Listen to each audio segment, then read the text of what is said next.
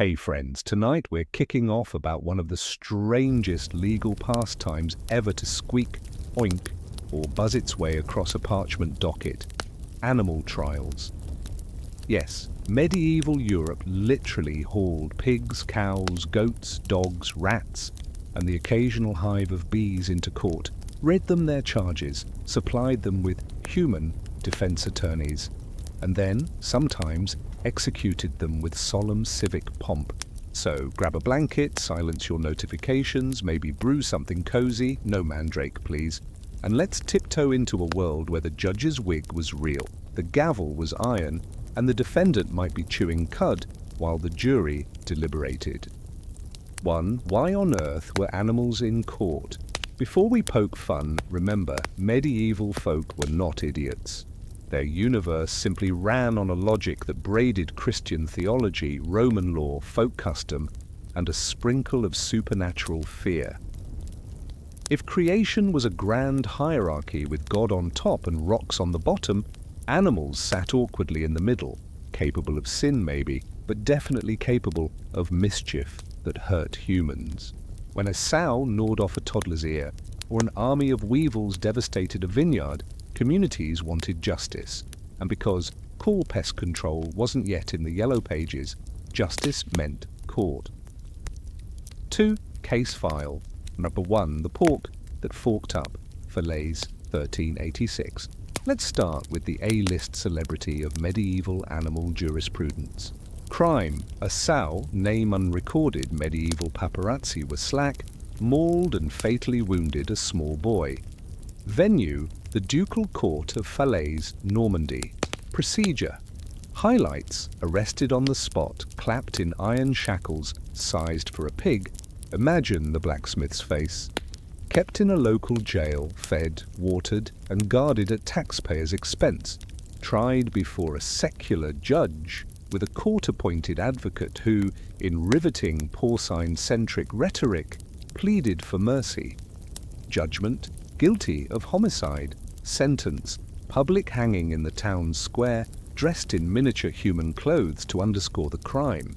Yes, they literally tailored toddler trousers for a pig, so townsfolk would viscerally grasp the metaphor. This beast wore our child's blood. Now it wears our child's clothes to meet our human punishment. Medieval performance art. Heavy-handed but undeniably memorable. The trial day play-by-play pig edition. Summons: a beadle nails a writ to the sty door. If the animal is at large, looking at you, rats. Heralds publicly read the summons for 3 consecutive Sundays. Yes, rats got a 3-Sunday grace period to show up. Captivity. Accused beasts languish in makeshift cells. Bills survive for straw bedding and extra turnips, so the prisoner not perish before sentence. Bureaucracy is eternal. Advocacy. Because a Christian court can't condemn the voiceless, defense counsel steps in. Medieval public defenders were weirdly earnest. Some blamed abusive owners, moon phases, or diabolical provocation. Verdict and sentence. The bench deliberates. If guilty, penalties mirrored human ones to satisfy lex talionis, law of retaliation, and to dramatize moral order. Execution, public square, big crowd, moral theatre. Chroniclers record audience members weeping, over the child, not the pig. Sometimes. 5. Why communities loved. This pageantry catharsis. Tragedy got a tangible villain and a final scene. Moral pedagogy. Children learned, wrongdoing, whoever commits it, meets punishment. Theodicy management. Bad things happen. The court affirms cosmic fairness, so villagers keep tithing and sleeping at night. Legal PR. Lords flexed their just ruler muscles. See, we protect you, even from homicidal bacon.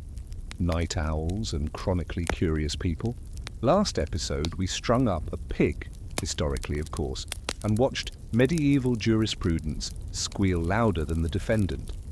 Tonight we're back in the docket for part 2 of 20, cracking open a legal file so strange it makes the Falaise sow look downright pedestrian.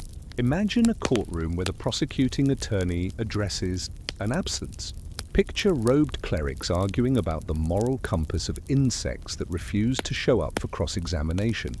So fluff the pillow, silence whatever notification just pinged, maybe light a candle that smells like old library and distant thunderstorms, and let's plunge into the surreal world of ecclesiastical animal trials, starring our pesky co-defendants, rats, weevils, and an ensemble cast of crop-eating hooligans.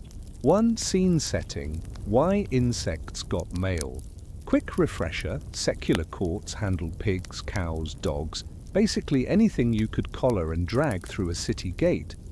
Church courts handled the impossible: swarms, plagues, sneaky nighttime nibblers. They did this for three semi-logical reasons. Theology: 1. All creation, stars, sheep, ladybugs, lived under God's cosmic rule book. If rats broke the rules, someone had to file the celestial paperwork. Public calm: crop failures, these famine, peaks, riots. A formal ritual, no matter how pointless in practice, told villagers that the clergy were on it. Symbolic warfare: cursing vermin turned a random act of nature into a moral contest humans could theoretically win. Enter the bishop's chancellery: quills scratching, candles guttering, a clerk copying out a summons to all rats within the parish boundaries of autumn. No joke, exact phrasing from 1522. 3 Sundays running, the summons is read aloud in church. We command you, rats and all your adherents, to depart the fields within the grace of God and the jurisdiction of Holy Mother Church. Villagers nod, make the sign of the cross, and hope their barley survives until Michaelmas. Did the rats care? Not one stale crumb, but ritual fushed on hope, and hope feeds souls even when granaries are empty. 2. The autumn rat case, full play-by-play. Let's zoom in. Burgundy, early 16th century. Vineyards roll across gentle hills. Monks make Pinot Noir that'll one day make sommeliers cry with joy. But first, Raytemic, Act Y. The complaint. Frantic farmers barge into the ecclesiastical court. Their barley stores look like Swiss cheese, rat droppings everywhere. They beg the officiants, "Do something, holy sirs." Act 2, Summons and Grace. Period.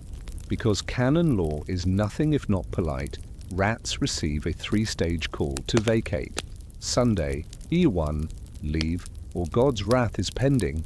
Sunday, 2, seriously, we're counting the days. Sunday, 3, clock's up, court convenes next week, attendance is mandatory. Act 3, opening arguments, court day. Plaintiffs, humans, arrive in a pack, brandishing half-eaten barley stalks like exhibits A through Z. Defense counsel, a real human lawyer appointed for absent rodents, stands, smooths his robe, clears his throat, and drops the greatest legal Hail Mary of the Middle Ages. Your reverences, my clients would gladly attend, but they fear for their safety. The journey from their rural boroughs to this court requires traversing lands infested with cats, owls, and terriers. Without a safe conduct guarantee, attendance is impossible. Make, drop. The gallery gasps. The judge consults with the vicar. Ultimately, delay granted, summons reposted, safe conduct promised, yes to rats. Act 4, no show and verdict. Next session, empty benches where the rats were supposed to sit. Shocking. The court, after pious deliberation, pronounces an anathema, a formal ecclesiastical curse, ordering the rodents to quit the parish under pain of eternal damnation. Holy water is flung, bells are tolled, psalms are chanted. Act 5. Aftermath. Did crops recover? Chroniclers say yields improved by God's grace. Modern historians suspect winter came early, or barn cats finally earned their keep. Either way, the paperwork looks glorious. 3. Anatomy of a vermin curse. These excommunications weren't drive-by insults, they were literary feasts. Picture: Latin scrolls packed with legalese, biblical fire, and, weirdly, specific threats. By the power of Peter and Paul, we cut you off from the light of heaven. May your bodies desiccate, your offspring perish in the egg, your bellies twist with wormwood, until you depart these fields. Bad day to be a beetle, though, again, beetles probably didn't RSVP. 4. Meet the insect defense attorneys. One of history's underrated gigs, professional advocate for gnats. These lawyers weren't crackpots, they were respected jurists who took the role because A. Civic duty, B. Good publicity, C. The bishop paid in silver pennies, and maybe a cask of wine. They built surprisingly modern arguments. Jurisdiction. Can a canon court claim authority over wild creatures made before the fall? Intent. Did the bugs act maliciously or merely according to nature's programming? Necessity. Locusts eat. Humans eat. Is denying them barley tantamount to starving the poor? Sometimes they won partial reprieves, fields set aside as locust reserves, allowing pests to munch there and not elsewhere. Enforcement remained aspirational. 5. Monty Python level. Footnotes you'll love. Bees on trial. In 15th century Italy, a swarm that fatally stung a man was condemned. Their hive was symbolically burned after the priest read them last rites. Eels evicted. Swiss town councils ordered predatory eels to vacate certain river stretches, fearing they spooked holy fish, destined for Lent dinners. Weevil relocation program. In St. Julian, 1588, the judge ordered vines pruned and an alternate plot planted just for the weevils. Medieval zoning law gone wild. 6. Why didn't anyone yell, "This is nuts"? Short answer, some did. Renaissance humanists rolled their eyes. By the 17th century, Enlightenment thinkers used animal trials as punchlines for essays on superstition. But for centuries prior, these rites persisted because they answered deep communal needs. Narrative closure. Same reason we love courtroom dramas, verdicts tie a bow on chaos. Collective guilt insurance. If famine followed, villagers could say, "It's not our sins. We literally excommunicated the bugs." Spectacle. Life was bleak. Rat litigation was theatre you could attend for free. 7. The curious economics of vermin. Litigation. Running a trial wasn't cheap. Somebody paid scribes, beadles, bailiffs, and defense counsel. Who footed the bill? Usually the plaintiffs, i.e., peasants already losing their harvest. It's like being mugged, then invoiced for court fees to sue the mugger's shadow. Yet farmers ponied up, partly because refusing to involve the church invited accusations of negligence or impiety. In other words, pay now, pray later. 8. Did the curses ever work? Modern agronomists reading old yield ledgers see randomness, weather shifts, soil fatigue, better crop rotation. Medieval peasants saw spiritual compliance. If the locusts left after the anathema, miracle. If they stayed, clearly some sinner in town harbored secret vices. Cue confession season. Either outcome reinforced the clergy's relevance. That's a self-correcting PR loop any influencer would envy. 9. Sneak peek at part 3, high stakes and higher beams. Next episode we'll witness the donkey of Vanvres, 1750, beating the rap on a bestiality charge thanks to character references from the village priest. Trail a condemned rooster in Basel who allegedly laid a satanic egg. See why Renaissance city councils suddenly stopped hanging cows and started inventing insurance instead. Same cozy darkness, same questionable bedtime choice. We're still on target for that 156K word marathon with roughly 140-ish thousand words to go. Stretch, hydrate, and I'll meet you, quill in hand, on the other side of the docket. Good night, keep your snacks sealed tight, And remember, if you hear tiny squeaks in the pantry, maybe don't serve them a subpoena. Yet. The Basel rooster that hatched a heresy. Picture it. Basel, Switzerland, 1474.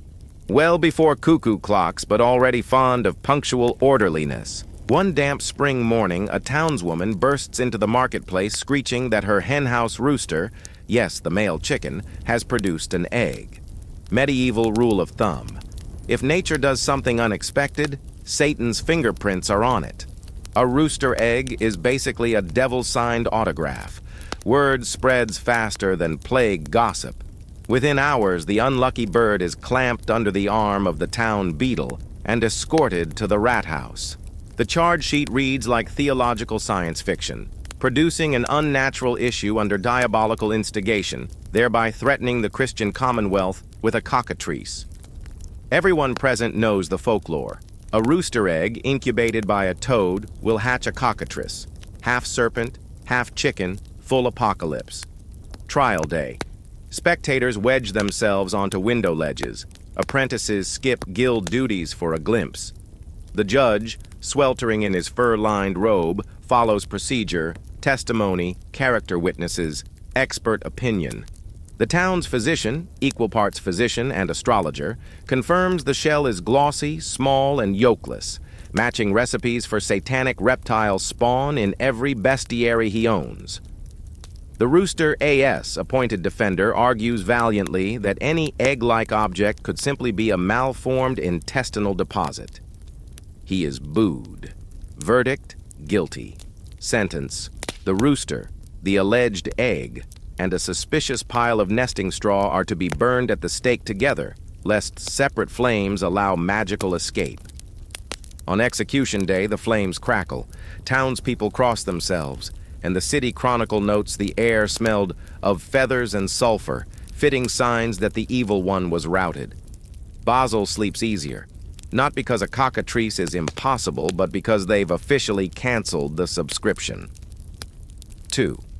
Vanvres, 1750.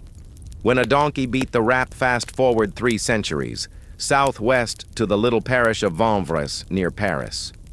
Progress, enlightenment, philosophes arguing in cafes, yet animal trials still shuffle across the docket. In July, a farmhand named Jacques is discovered in the barn doing something profoundly illegal with a gray she-donkey called Mademoiselle. Jacques is hauled to the secular court of the bailiwick on charges of bestiality, a capital offense. Following precedent, the court also indicts the donkey as a willing participant. Both defendants appear under guard. Jacques wears shackles, the donkey a simple halter and a worried bray. Enter Father Pierre, parish priest. He petitions the bench to testify on the donkey's behalf, insisting hers is a life of unparalleled virtue. She carries children to catechism. She hauls firewood for widows. She's never once kicked a parishioner. More character witnesses pile on. She's modest, one villager affirms, and when church bells ring, she lowers her ears as if in pious respect. The judges retire, shuffling parchment, perhaps secretly delighted by the theater. Final judgment, Jacques, found undeniably guilty, is sentenced to death by hanging. The donkey, known for her honesty and exemplary conduct, and is acquitted and returned to her owner with public apologies and a fresh bundle of hay. The Paris Gazette runs a snarky paragraph. A she-ass of the parish of Vanvres hath been cleared of all suspicion, demonstrating greater reputation than many ladies at court. Satire aside, something cracks that day. If a donkey can be innocent because intent matters, maybe, just maybe, the centuries-old habit of punishing beasts is wobbling toward collapse. 3. From gallows to ledgers, how risk replaced retribution. The later 1500s and 1600s see Europe creak into proto-modernity. Bacon experiments with inductive reasoning, merchants discover double-entry bookkeeping, coffee arrives to keep everyone awake. In that whirligig, animal trials start to look embarrassingly medieval. Lawyers grumble, these cases clog the docket. Theologians murmur that collective penance might be better spent on poor relief. But the real game changer is economic. Cities like Florence, Antwerp, and London are suddenly in love with insurance. If a wayward ox gores a child or a murrain wipes half the sheep, the guild no longer needs to stage a morality play. They can file a claim. Actuaries, a new profession suspiciously fond of abacuses, calculate premiums. How likely is your pig to misbehave? How much to pay into the pot to cover lawsuits, funerals, compensation? Retributive spectacle morphs into financial instrument. By 1700, many municipalities quietly shelve beast trials in favor of fines levied on owners. Napoleon's later civil code will underscore it. Animals are property. Owners bear liability. Full stop. In other words, blame shifts from mystical creature to human negligence. Hello, modern tort law. 4. Strange echoes in the New World. Cross the Atlantic. Puritan New England inherits plenty of old world weirdness, but formal animal trials seldom take root. Not because colonists are skeptics, remember Salem, but because frontier life breeds pragmatism. A marauding pig gets you a broken fence and a stern neighborly shouting match, not a public gallows. When animals do land in court records, it's usually to determine who owns the rogue hog, not whether it committed moral sin. Yet whispers of the tradition linger. 1792, Connecticut. A sow and her piglets drown a toddler in a mud wallow. Local magistrates briefly consider an execution to satisfy public feeling, but the town minister talks them down, citing the new lights of reason and the gospel of mercy. The pigs are slaughtered for meat. Proceeds fund the bereaved parents. A grim compromise, but an unmistakable pivot from ritual justice to utilitarian payout. 5. Legacy, or why we still obsess over these trials. Ask a cultural historian why the story of a rooster on trial still captivates YouTube insomniacs 6 centuries later, and you get a 3-point sermon. First, narrative delight. A court of law, the ultimate symbol of sober rationality, throws its full weight at a clucking defendant. Cognitive dissonance so strong it sparks giggles and goosebumps in equal measure. Second, mirror effect. Laughing at medieval people reassures us that we are sensible, until we realize we still sue McDonald's EIS coffee for being hot. Different century, same impulse to litigate the universe into fairness. Third, moral laboratory.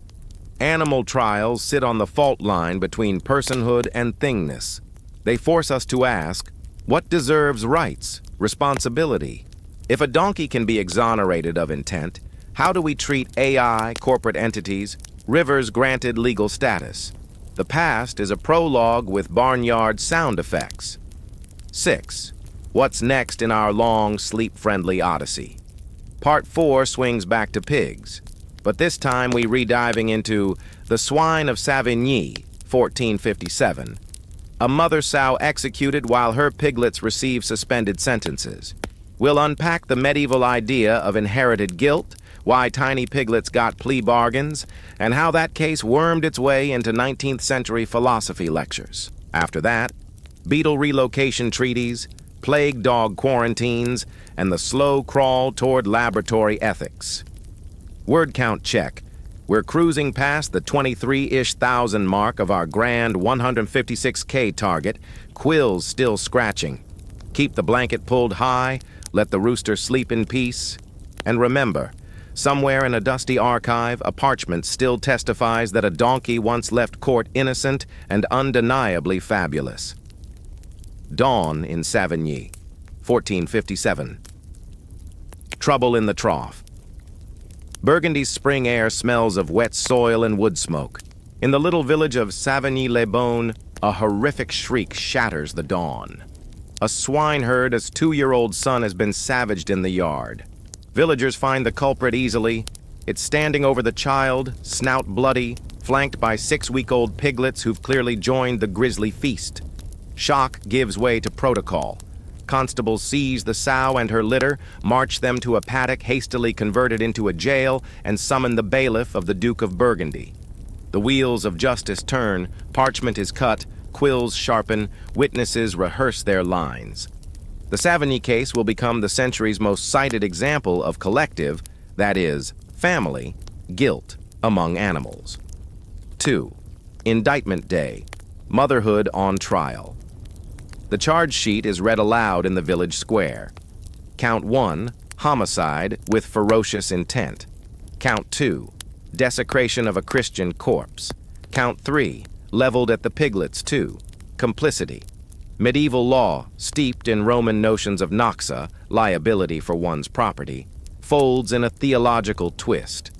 If Eve's descendants inherit sin, perhaps piglets inherit their damned savagery. But Savigny's magistrate is no knee-jerk hangman. He orders separate pens for mother and litter.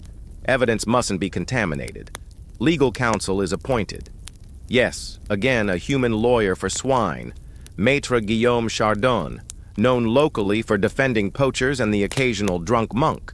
Chardon's opening gambit? Intent.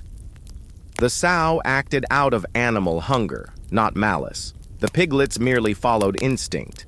If the court executes the mother, so be it. But the younglings, he argues, are tabulae rasae of porcine soul. Executing them would mock divine mercy. A bold claim, met with murmurs of "hear, hear" from the women clustered near the fountain. Expert testimony and the rise of medieval forensics. The surgeon of bone performs what passes for an autopsy. He lists tooth marks, measures jaw width, matches them to the sow's formidable tusks, the piglet's tiny jaws. They did nibble, but none delivered a fatal wound. In any modern courtroom, this is exculpatory science. In Savigny, it's near miraculous rigor. Still, the surgeon's findings enter the record inked by a scribe who winces whenever he writes the word devoration. The parish priest adds moral color. Be mindful, honorable judges, that swine are touched by the unclean spirit mentioned in Scripture. But even he softens when asked about the piglets, calling them poor innocents, yet untempted. 4. Sentence, swinging hooves and suspended rope. After a day of argument, the magistrate delivers split justice. The sow is condemned to death by public hanging. The 6 piglets receive a stay of execution, 6 months probation, in a nearby monastery's sty. If they remain peaceable, they live. Crowd reaction, mixed.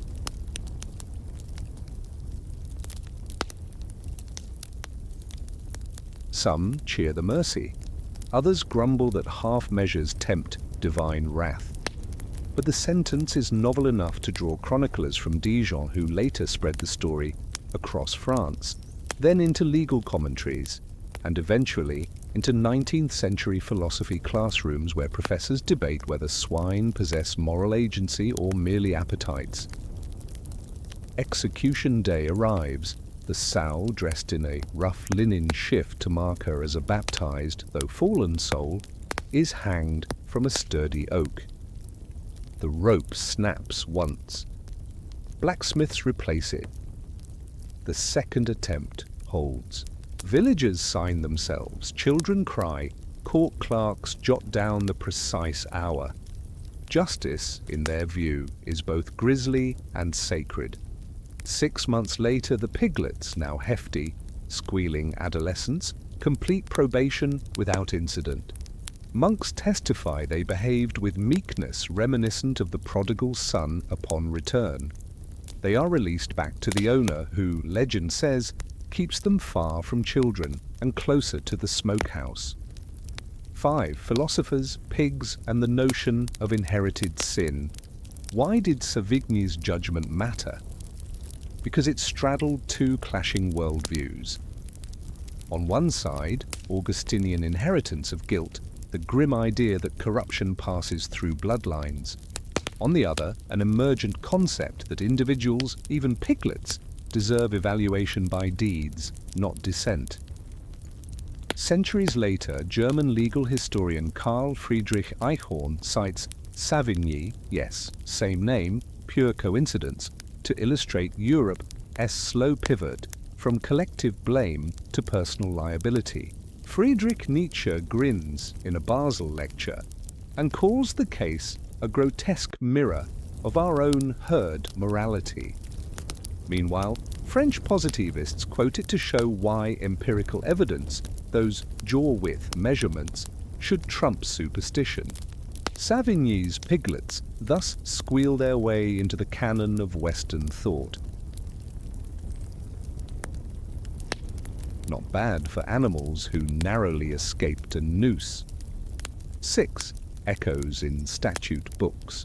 Within 50 years, ducal edicts across Burgundy and Flanders start listing gradations of animal crime. First offence, fine. Second, confiscation. Only egregious blood-spilling beasts face death. It's a bureaucratic climb-down that acknowledges what Savigny hinted: blanket executions waste livestock and satisfy few. Renaissance humanism whispers in the margins, mercy can be orderly too. By 1600, legal handbooks in Paris cite the Savigny precedent when advising rural judges to weigh age, provocation, and circumstance before passing sentence on animals. The precedent even hops borders. A 1612 court in Lucerne spares a calf that trampled a drunkard's foot, explicitly noting the Burgundian example of Percival piglets. 7. Soft fade to modernity. As insurance spreads and as Enlightenment writers sneer at gallows for goats, the spectacle wanes. Yet the conceptual afterglow lingers in pet custody battles, in dangerous dog statutes, in debates about whether autonomous robots should stand trial. Savigny teaches that personhood can be argued for beings who cannot speak. All it takes is a lawyer willing to risk ridicule. 8. Next on the docket. Part 5 noses into the buzzing world of six-legged defendants. We'll follow the 1516 trial of weevils in Valais, where the court ordered weekly sermons preached at the insects, attendance presumed, and we'll watch a priest boldly threaten damnation unless they vacate the vineyards. Also on tap, a brief stop in 19th century Madagascar, where a lemur faces exile for theft. Quills ready, candle low, word count creeping toward 1/3 of our marathon. If you drift off now, let the piglets of Savigny guard your dreams, reminders that mercy sometimes squeezes past the noose. Vintage panic in the Alps, 1516 early summer. The Valais Valley of Switzerland looks like a green avalanche held in place by terraced stone walls and grapevines. Monks at Saint-Jean Abbey swirl last year's Pinot in wooden cups, proud of the ruby clarity, until they inspect this year's leaves. Everywhere, pinholes, brown scars, and tiny armored bodies munching like there's no tomorrow. The culprits are Bostricus mollis, alpine vine weevils. By mid-June, the Abbey's abbot, Dom Bertrand, announces a formal complaint. The insects, in great multitude and obstinate malice, threaten the communal vintage, the tithe, and, frankly, everyone's ability to face winter without liquid courage. Medieval habit kicks in.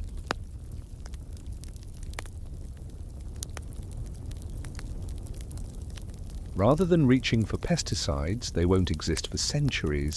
The monks reach for parchment. A writ is drafted summoning the weevils to court. 2. How to summon a bug step by step. First, copyists duplicate the mandate in Latin and Old French.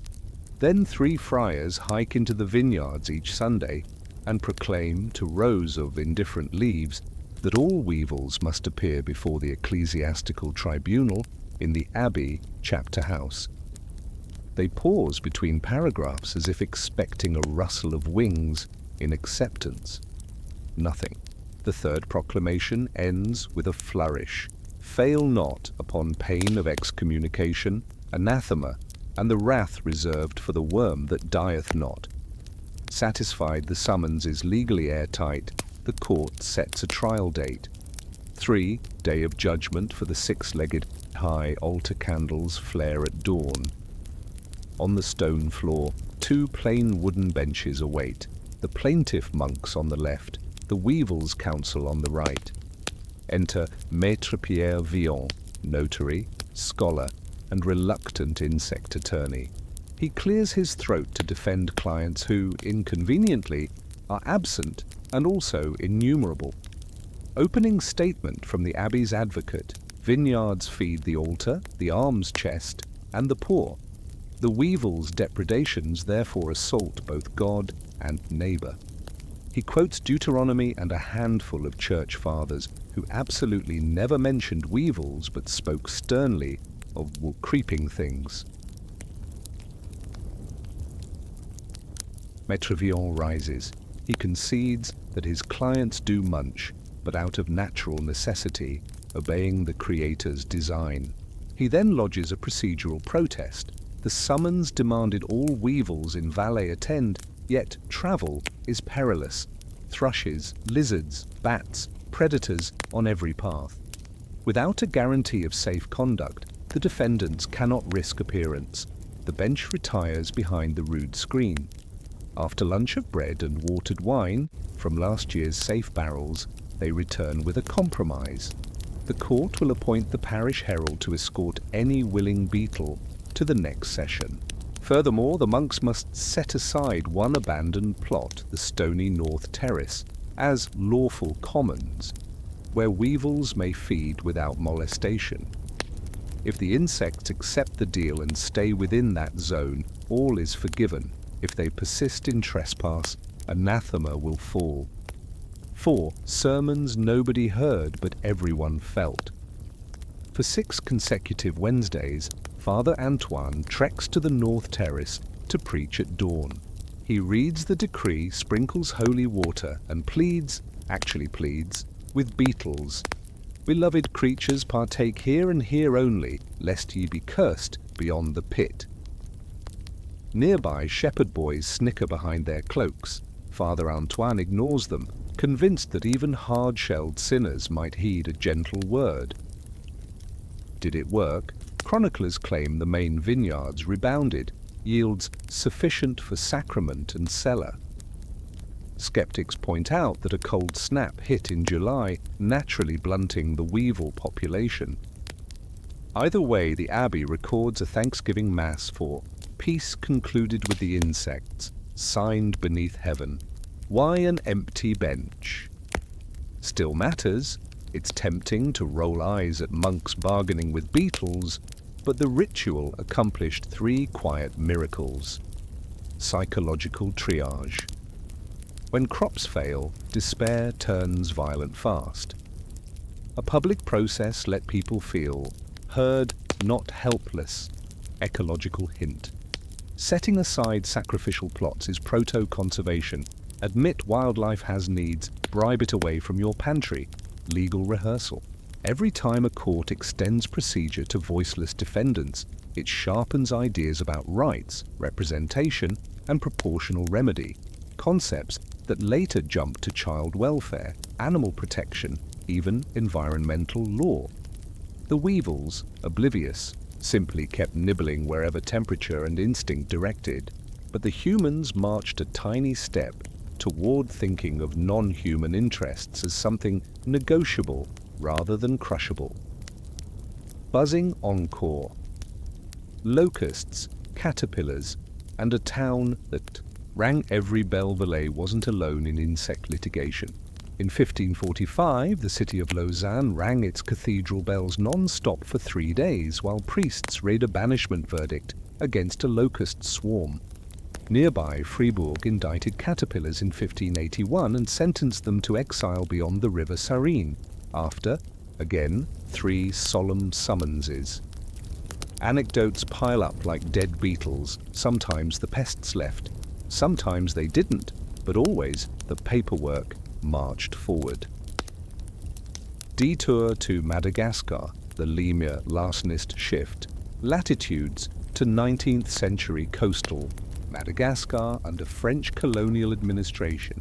Records from 1889 mention a Daubentonia, an I lemur, kept as a semi-tame mascot near a mission school. One wet season night, the kitchen loses a cache of cassava cakes. Children swear they saw the lemur skitter off with sticky paws. Local magistrate, half amused, half colonial rigid, opens a petty theft inquest. Witnesses testify to the primate's furtive habits.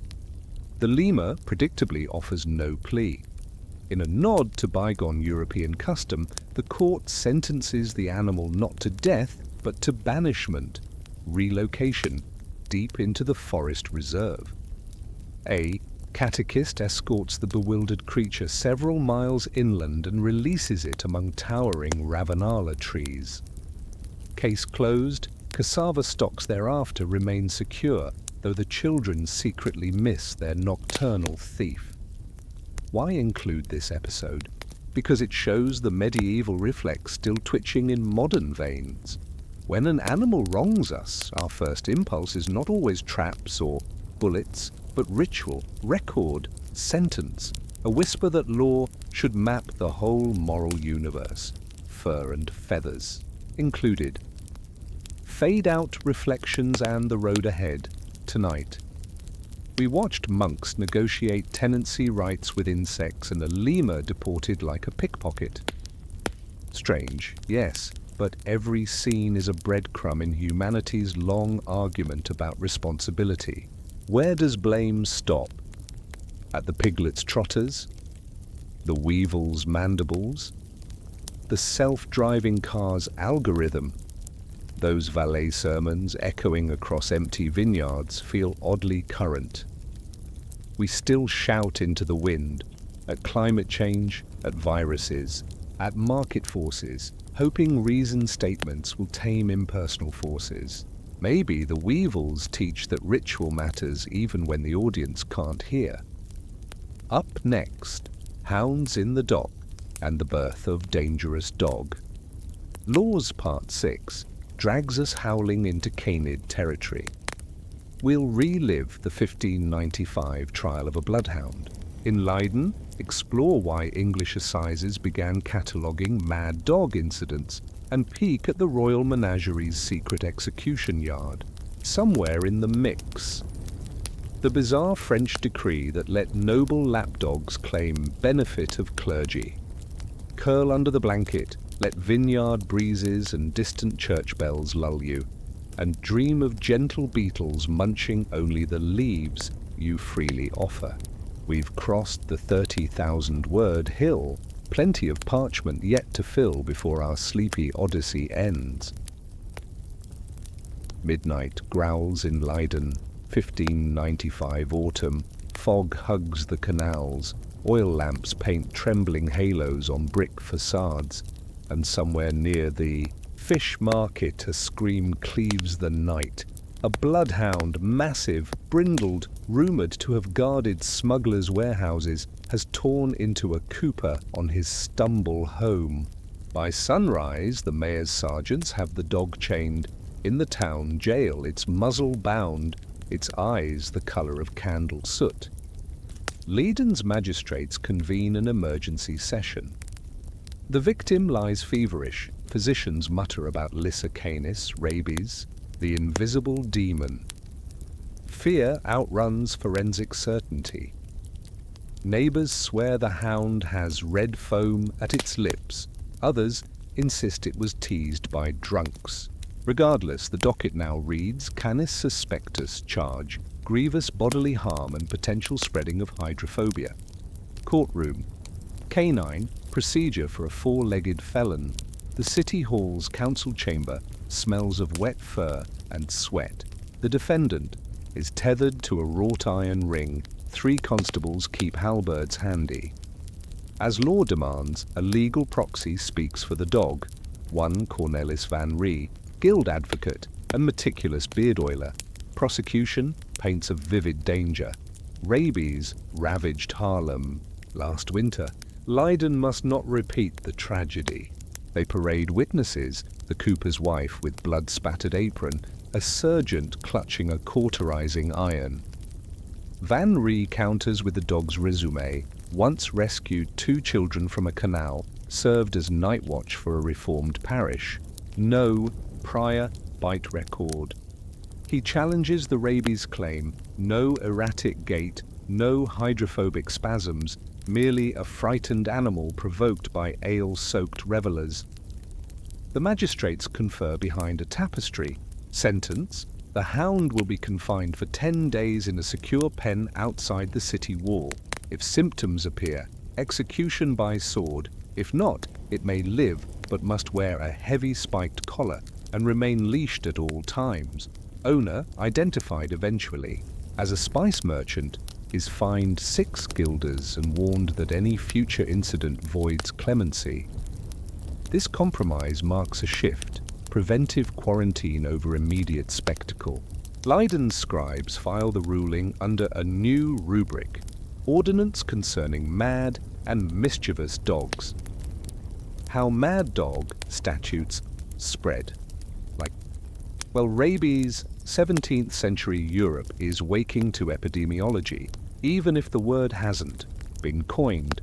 Cities draft bylaws requiring night curfews for stray scion muzzle mandates in summer, peak bite season, swift compensation schedules for victims, funded by kennel taxes rather than gallows.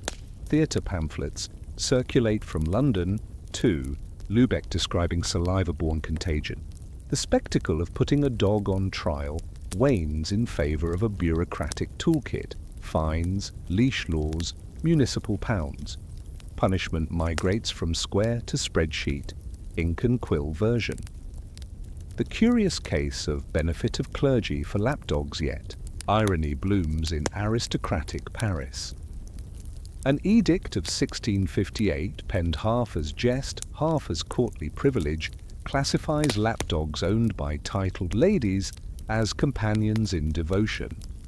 Should one nip a servant, the animal may claim benefit of clergy, surrendered temporarily to a convent instead of city pound. Records show at least 3 such transfers.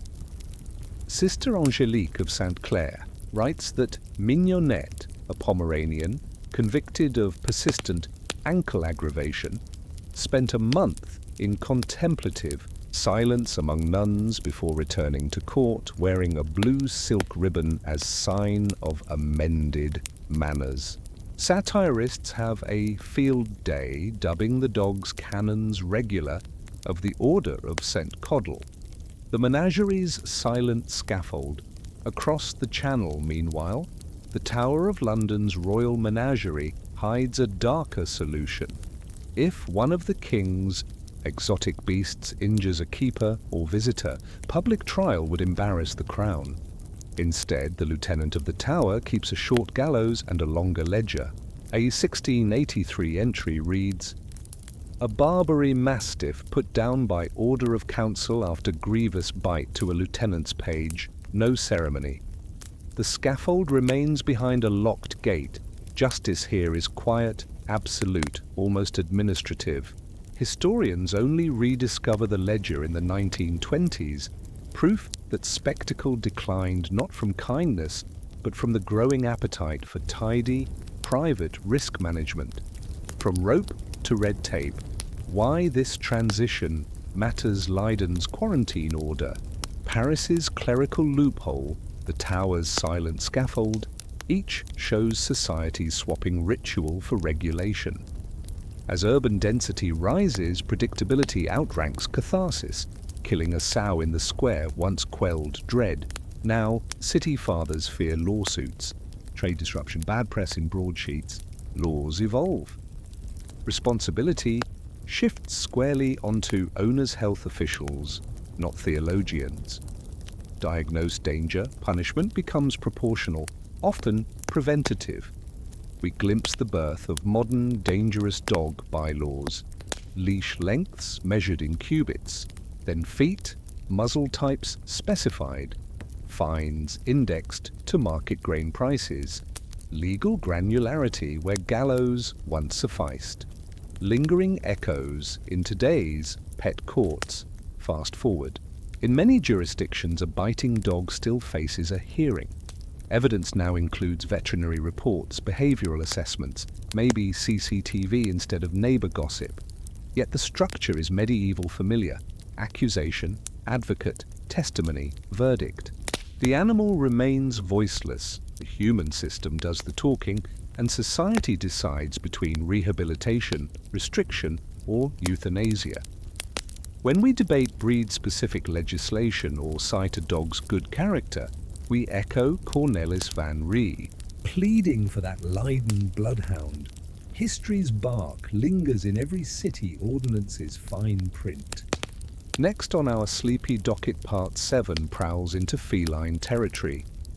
Expect the tale of the witch's cat of Ypres, 1567, a Venetian edict against alley cats stealing fish, and the surprising 1894 New York court that granted a cat damages for wrongful eviction from a boarding house.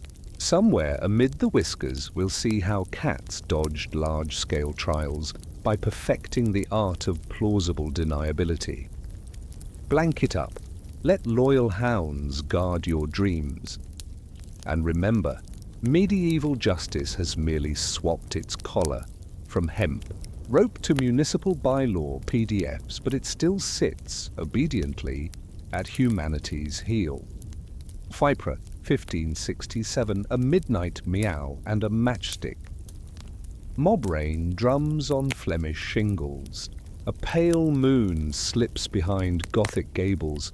Inside a weaver's cottage, a scrawny black cat sits atop a barrel of dyed wool, eyes like twin candle flames. Suddenly the housewife shrieks, her newborn's cradle is overturned, the babe scratched. Panic escalates fast in a town already jittery about witchcraft. By morning, a rumor purrs through every alehouse. Old Train's familiar has drunk infant blood. The magistrates of Ypres, steeped in recent witch craze manuals, waste no quills drafting an arrest warrant for the woman and the cat. Tridge ends up in an iron cage. The cat, wriggling and spitting, is bound in a burlap sack. Witnesses testify that it prowled rooftops on Walpurgis night, that it spoke in a child's voice, someone misheard a midnight murrow, that its eyes glowed green without candlelight, never mind physiology. Trine breaks under torture. She confesses to everything and nothing. The court sentences both woman and animal to the stake. When the pyre is lit, the sack is pitched into the flames beside her. Chroniclers note the cat's shriek rose like a trumpet of hell. Proof positive if you'd already decided guilt. But here's the twist. Within a decade, Ypres pivots from lethal fear to satirical memory. The city institutes Kattenstoet, the cat festival. Plush toy felines, later papier-mâché, are ceremonially tossed from the belfry as comic homage to the grim past. The ritual shifts horror into carnival. If history can't be undone, at least it can be lampooned. Venice, 1623, alley cats vs. the Republic of Fishmongers. The serene republic lives on seafood and scandal. Along the Riva degli Schiavoni, merchants complain their stock keeps vanishing overnight. Slippery thief, no footprints, only fishy heads left behind. Blame lands on the legions of feral cats lounging beneath gondola prows. The Doge's council debates. Killing cats feels unlucky, rats would riot, plague might return. But commerce must be placated. Solution? A decree of civil nuisance. Any cat caught pilfering fish may be detained 3 days in the palace kennel and, upon second offence, shipped to the glass-blowing island of Murano to hunt mice in hot furnaces. Results? Mixed. Some cats endure brief incarcerations, then slip right back to the docks, savvier than before. One tabby reportedly learns to snatch eels only when a bell's quarter-hour clang covers the splash. Venetian diarists joke that the cats treat Murano exile as paid vacation. Warm bricks, spare, anchovies, 0 gondoliers to dodge, but the edict matters. It's pure administrative law, no whiff of satanic menace. The cat is a petty criminal, not a minion of darkness. The Republic has quietly stepped out of the Middle Ages and into pragmatic municipal fussiness. All purrs, no pyres. New York City, 1894, Whiskers, in Small Claims Court. Fast forward to a brownstone on West 23rd Street. Mrs. Annie Hopkins keeps a ginger tom named Rufus who suns himself in the boarding house parlor. One April morning, the landlord declares no animals, no exceptions, hoists Rufus by the scruff, and deposits him on the stoop during a thunderstorm. Rufus vanishes for 2 soggy days before limping home with a torn ear and a respiratory wheeze. Outraged, Mrs. Hopkins files suit in municipal court. Hopkins vs. Griswold, damages for loss of companionship and veterinary fees. Newspapers are giddy. A cat to test the law. The judge, one Elias Cohen, fond of cigar ash on his waistcoat, rules that while cats are property, they're sentient property whose abuse can trigger tort damages beyond mere replacement value. He awards Mrs. Hopkins $25 plus costs and condemns the landlord's behavior as unneighborly and un-American. Rufus becomes a minor celebrity. Tin signs in pet shop windows proclaim, "Remember Rufus, keep them indoors." The case seeps into early animal welfare lobbying. By 1904, New York has formal cruelty statutes encompassing neglect and abandonment. A single bedraggled tom nudges jurisprudence toward the 21st century. How cats dodged the gallows. Plausible denial and selective charm, unlike pigs, bluntly guilty, or dogs, public biters, cats excel at ambiguity.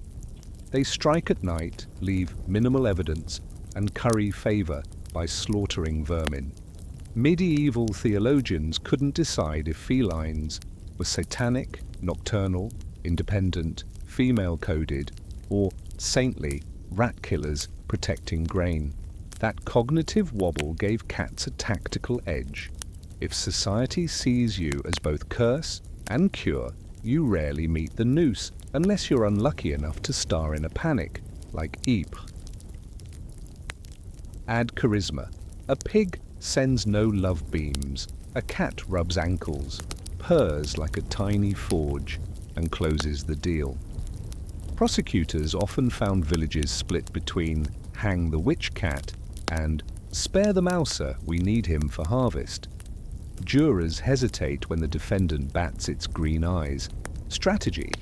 Weaponized cuteness centuries before Instagram. From familiar to family. The legal climb of Felis Catus. Trace. The Ark. 1400s. Cat occasionally burned as witch's accessory. 1600s. Cat regulated as nuisance or pest controller. 1800s. Urban pet. Property with sentimental value. First anti-cruelty laws. 2000s. Lawsuits over veterinary malpractice. Custody battles in divorce. Billion-dollar pet food recalls. Each step widens the legal lens, nudging cats closer to quasi-personhood. We're still not putting them in the witness box, but we do weigh their welfare, intent, even emotional bonds. A far cry from burlap sacks and bonfires. Soft-poured reflections. Before lights out, the stories tonight hum with one lesson. Law is a living creature, sneaking through alleys like a cat, shedding obsolete fears, adopting new postures, always hunting equilibrium between disorder and empathy.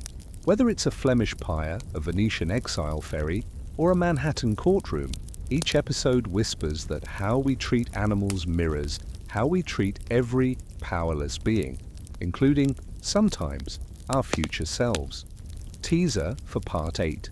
Feathered. Felons and the Trial of the Thieving Raven Next installment, we'll flap into avian antics, a raven in Lübeck sentenced for shiny object theft, pigeons indicted for defacing statuary in Lyon, and the baffling 1933 Oklahoma case where a parrot's profanity triggered a public nuisance fine. Until then, curl up like Rufus on a radiator, let the rain, or maybe just your fan, patter, and dream of a courtroom where every gavel tap is answered by an enigmatic purr.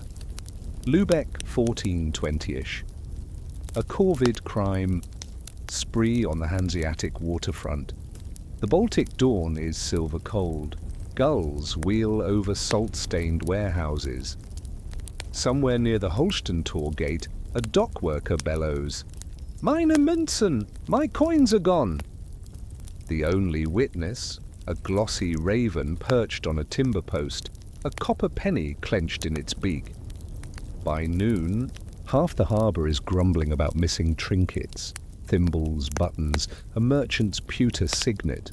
A pattern emerges. The thief is a single raven instantly dubbed Meister Ulrich because Lübeckers can't resist giving villains respectable names. The city councillors, protective of Hanseatic order, issue a summons. Corvus Corax, alias Ulrich, being of sound wing and mischievous intent, is commanded to answer charges of larceny before the municipal court. A beadle armed with stale bread actually tries to arrest the bird. Ulrich hops just out of reach, croaks like he's laughing, then sails to the cathedral roof. Unable to capture the culprit, the court proceeds in absentia. Witnesses swear the raven recognizes shiny objects and hides them atop the fish market bell tower. The defense, because Lübeck insists on due process, argues that ravens act on instinct, and besides, no Christian soul has verified the contents of said nest. Verdict: guilty of petty theft. Sentence: public shaming and eviction. The town's bell ringer climbs the tower, retrieves a pile of glitter, and installs a wooden raven effigy with iron manacles, a medieval "most wanted" poster. 3 days of bell tolling warn any real birds: quit the city limits or face volley fire from apprentice crossbowmen. Ulrich? Chroniclers say he decamped to a monastery garden outside the walls, living out his days stealing spoons from unsuspecting monks.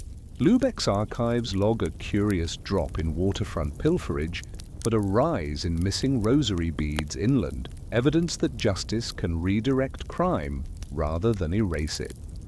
Lyon, 1739, pigeons, poetry, and the fine print of fouling fast forward, 3 centuries to France's silk capital. Noble facades gleam along the Saône, but the statues in Place de Terreau wear chalky coats of pigeon droppings. The Académie des Beaux-Arts complains that our marbles suffer indignities unfit even for plaster, prompting the city bailliage to indict all feral pigeons roosting within 1 musket shot of municipal art. Court day is more theatre than trial. The prosecutor recites a mock epic poem comparing pigeons to barbarian hordes besieging classical virtue. A Jesuit mathematician presents calculations. Each bird produces 17 ounces of corrosive matter weekly, enough to etch marble, inscriptions within a decade.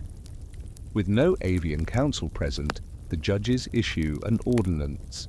First offence: statues draped with thorny branches to discourage landing. Second offence: systematic egg removal by hired urchins. Third offence: authorised hawk patrols funded by a modest tax on umbrella vendors who benefit from cleaner skies. Results get mixed reviews. The hawk patrols thrill spectators but devastate pastry shop windows when panicked pigeons crash into glass. Egg removal merely teaches pigeons the art of stealth nesting. Still, the ordinance pioneers the notion of graduated penalties instead of gallows or gunshot. Public health meets urban aesthetics. Law takes on the patient posture of janitor instead of executioner. Oklahoma City, 1933, Polly's Profane Day in Court Dust Bowl. Winds rattle window panes. Depression gloom hangs thick. In the back room of Jansen's feed store sits Captain, a green Amazon parrot famous for greeting customers with "Howdy, Pard," and lately for spitting a string of unprintables learned from poker table regulars. Trouble begins when Mayor O.A. Cargill stops by for a photo op. Captain lets fly with language that would blister saddle leather. Local papers pounce. Bird abuses city dignitary. City Ordinance, Paragraph 12, 4b, lists public profanity, whether by man, woman, or any creature capable of intelligible speech, as a misdemeanor. In municipal court, the prosecutor plays a phonograph cylinder secretly cut by a journalist. Captain's tirade, static, crackled, but unmistakable. Defense counsel, a young attorney keen on headlines, argues the statute requires mens rea intent. A parrot, he insists, is a mirror, not a mastermind.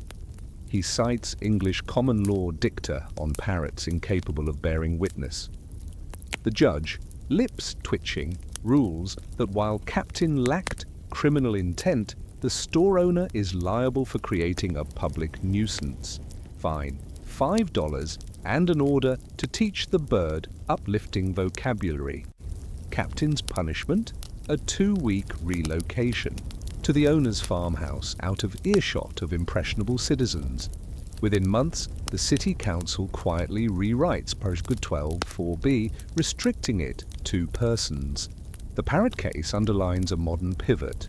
Law finally concedes that only beings with conscious malice stand in the dock. Language matters, so does cognition. Feathers, intent, and the shrinking shadow of medieval thinking. Ravens, pigeons, parrots. 3 centuries, 3 very different outcomes, yet one thread stitches them. Society learning to untangle harm from malevolence. Lubeck projects property rights onto a raven, half serious but still medieval.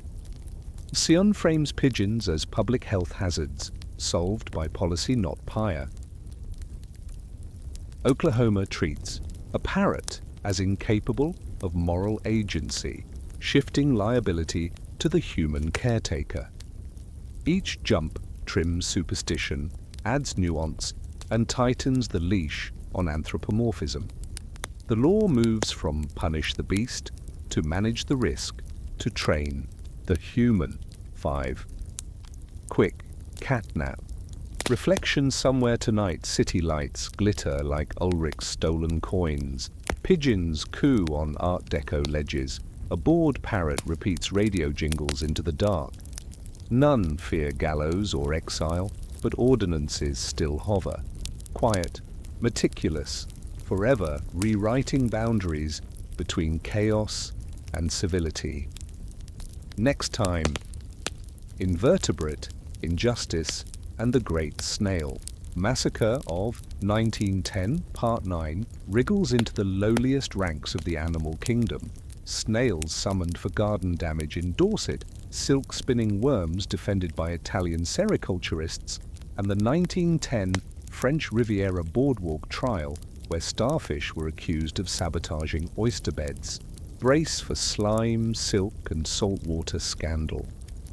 Dim the lamp, let the rustle of wings, or maybe just your ceiling fan, lull you. And remember, even a raven with a coin purse can't stay one wing beat ahead of a determined clerk with fresh parchment.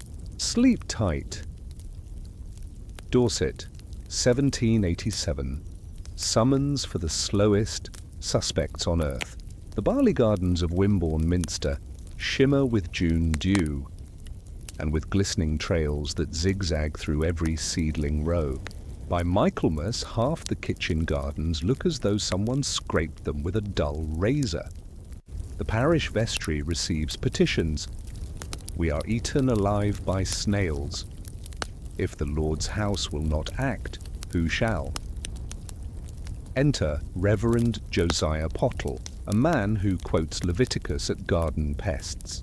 Following the dusty precedent of Canon Court vermin cases, he drafts a summons addressed to all snails, slugs and other goo-bearing creatures inhabiting the glebe lands. 3 Sundays running, the beadle stomps the churchyard, reading, "Withdraw.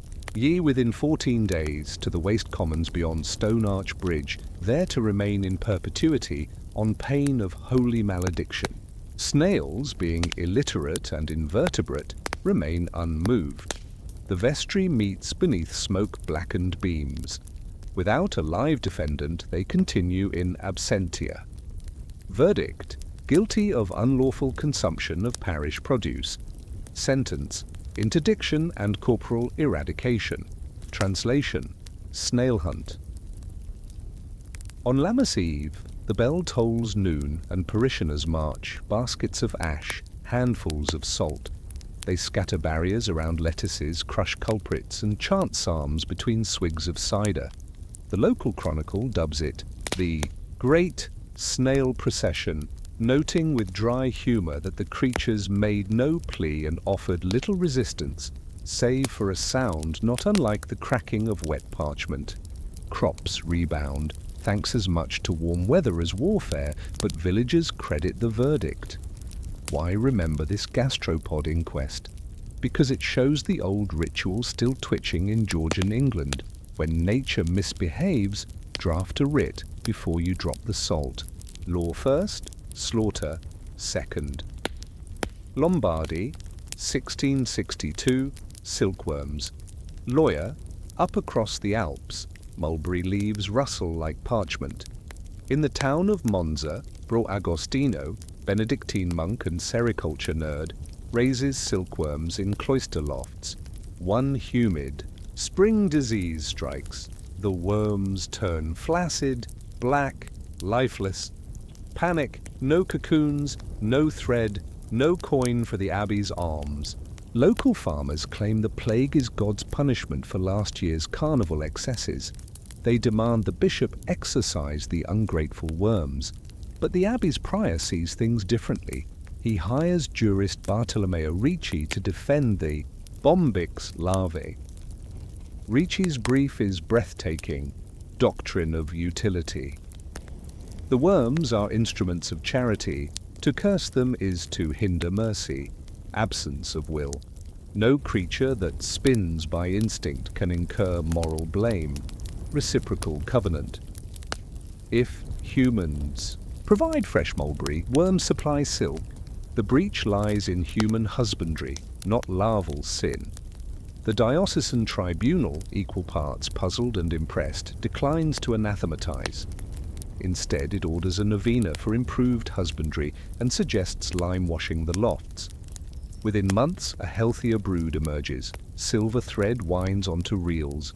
Ricci brags he secured acquittal for 1 million defendants who could not raise a single voice. The case circulates among Italian agronomists as an early nod toward proto-biosecurity. Sanitation over superstition, counsel over curses. Cannes, 1910, Riviera, restaurateurs versus the starfish horde. Turn now to the Belle Époque, when the French Riviera glitters with champagne and seaside theatrics. Oyster farmers near Cannes awaken to horror. Beds stripped clean, shells gnawed open. Divers report battalions of 5 armed predators, Asterias rubens, the common starfish, crawling across the racks like slow, pink night raiders, furious concessionaires. Petition: the Maritime Prefecture. With memories of medieval trials still lurking in law book, the prefect agrees to a tribunal of the sea. Scientists from the Muséum National d'Histoire Naturelle appear as expert witnesses. They confirm starfish predate on oysters by wrenching the shells, extruding their stomachs, and liquefying the flesh, a crime too ghoulish for polite society. Public hearing convenes on the pier. The defendants, a heap of writhing starfish, in a bucket, remain inscrutable. Fishermen testify, tourists gape, journalists scribble. Judgment is swift. Starfish are condemned as an invasive menace. Sentence, organized cull. Over the summer, barges dredge thousands, tossing them ashore to dry in the sun. Yet within a year, oyster yields remain shaky. Marine biologists quietly note that overharvest, sewage outflow, and warming currents matter more than any echinoderm appetite. By 1912, the prefect's office funds research into sustainable practices, an embryonic pivot from demonizing predators to managing ecosystems. The starfish trial becomes a cautionary tale. Spectacle cures headlines, not habitats. Thread of progress. From salt to science, snails salted on a vicarage path, silkworms shielded by legal rhetoric, starfish scapegoated for human mismanagement. Each vignette marks a notch on the timeline. 787, ritual plus brute force. 62, legalism, leans toward husbandry reform. 10, the law briefly relapses into culling, then hands the baton to marine biology.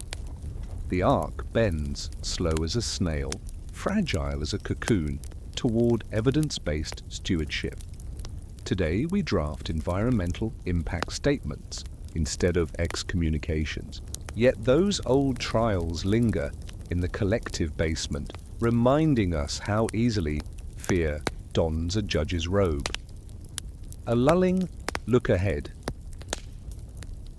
Part 10 takes us to the courtroom's latest frontier: algorithms and autonomous machines. What happens when your smart home AI locks the fire brigade out during a blaze? Can you sue a drone that flies off with grandma's necklace? We'll trace how medieval animal precedents sneak into conversations about robot responsibility, because swapping feathers for fiber optics doesn't erase the ancient urge to put the offender on trial, whatever it is. For now, let the imagined hush of Riviera surf wash over you. Picture Lombard silkworms spinning in lantern-lit lofts, and hear, very faintly, the crunch of parishioners' boots as they wage their snail crusade in a Dorset dusk long gone. May your dreams be free of salt and starfish. Newark, 1898.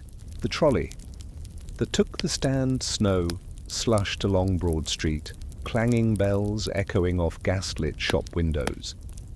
An electric streetcar, new marvel of the age, jumped its track and pinned a grocer's boy against an iron lamp post.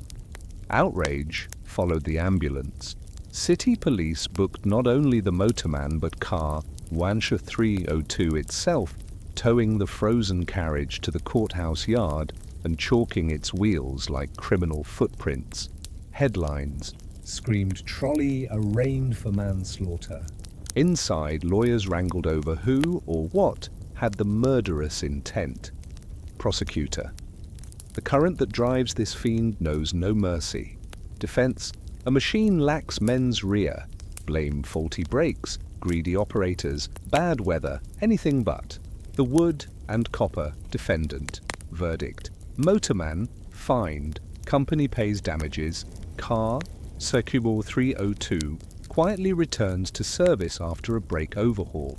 Yet the transcript sticks around. First glimmer of an idea: if a machine can kill, maybe the law must treat it like the sow of Savigny or the bloodhound of Leiden. Grab it, name it, charge it, do something.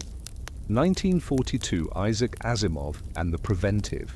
Sermon enter pulp paper prophet Isaac Asimov, scribbling the 3 laws of robotics, a secular exorcism for gears and vacuum tubes not yet born. His laws echo medieval summonses, command the non-human in lofty language, assume obedience, hope for divine, or silicon, compliance. Where Reverend Pottle intoned against snails, Asimov intones against future automatons. Harm no human, obey. Orders, protect yourself last. A sermon in sci-fi vestments, centuries of legal anxieties distilled into 9 tidy lines of prose. Thirac 25, 1985, the invisible defendant fast-forward to suburban oncology clinics. Therac T25, a radiation therapy computer, overdoses 6 patients, some fatally. Nurses swear they followed every protocol. The manufacturer insists the software is flawless. Government investigators pry open the code like medieval coroners, measuring piglet jaw widths.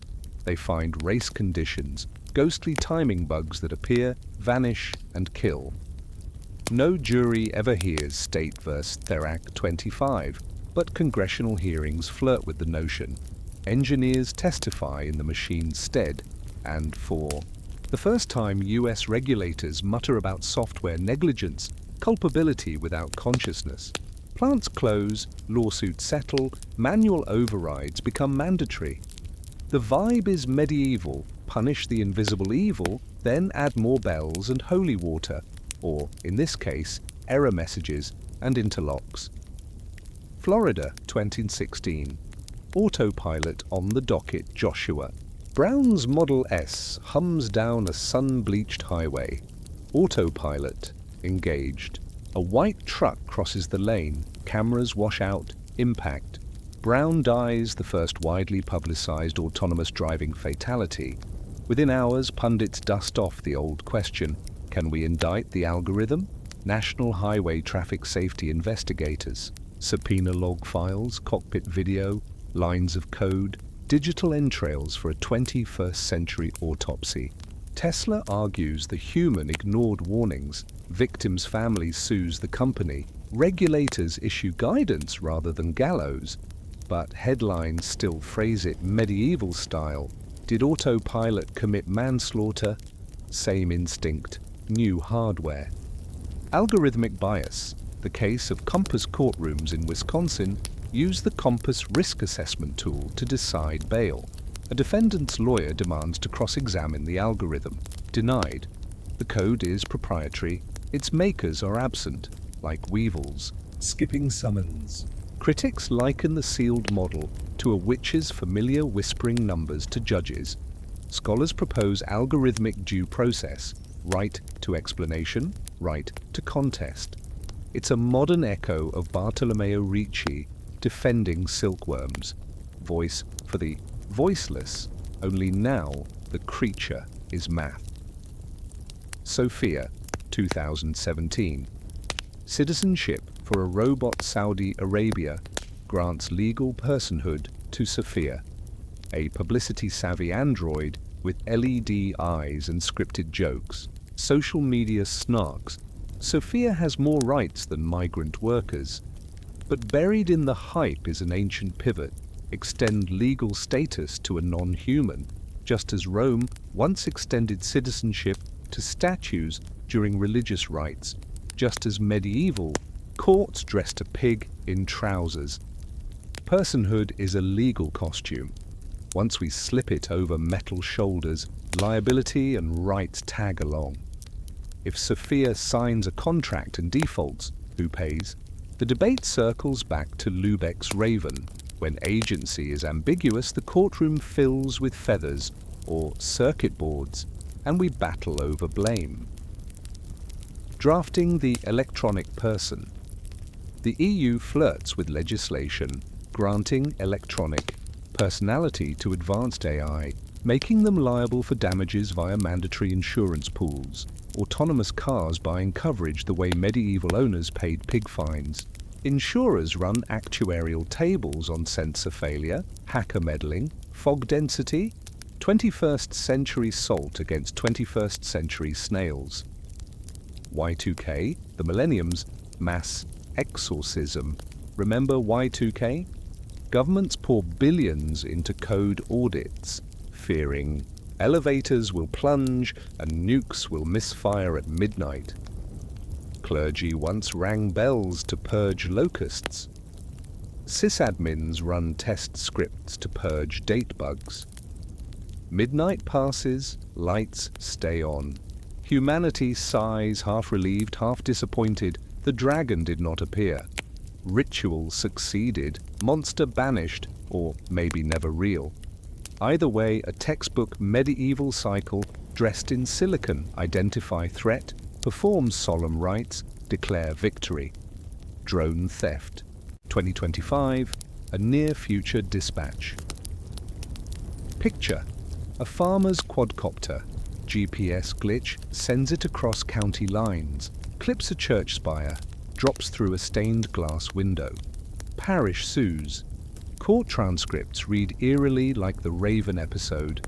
Absent defendant, logs as testimony, firmware as exhibited conscience. Judge orders mandatory firmware patch, fines the owner, and places the drone on a digital leash. Geofence probation. Medieval rope becomes satellite fence. Punishment still seeks to tether the wanderer.